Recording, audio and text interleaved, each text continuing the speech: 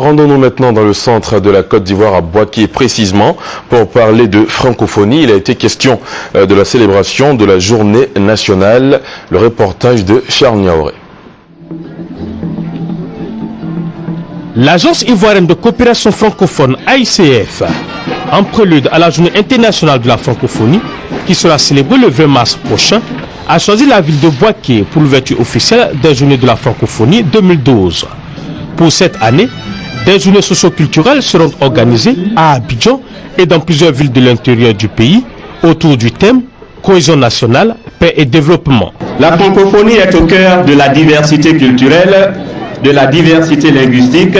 La francophonie se construit chaque jour autour du respect de l'autre, de la tolérance, de la reconnaissance de l'autre en tant qu'humain dans sa différence. Ce sont là autant de valeurs que nous sommes venus partager avec la population de Bouaké.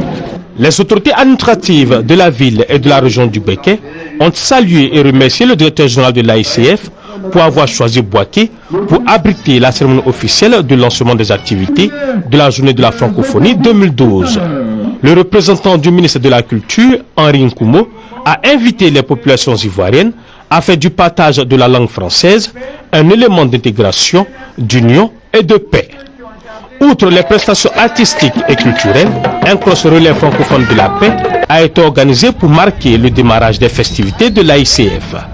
Durant 10 jours, soit du 17 au 26 mars 2012, plusieurs activités culturelles et sportives et des conférences publiques seront organisées dans plusieurs villes de la Côte d'Ivoire pour célébrer la francophonie. Il est bon de savoir que 75 États et observateurs composent la communauté francophone au monde et la 42e édition de la Journée internationale de la francophonie intervient au moment où l'Agence ivoirienne de la francophonie va souffler sa 10e bougie. L'ambassade de France était représentée à cette cérémonie par Christian Oké.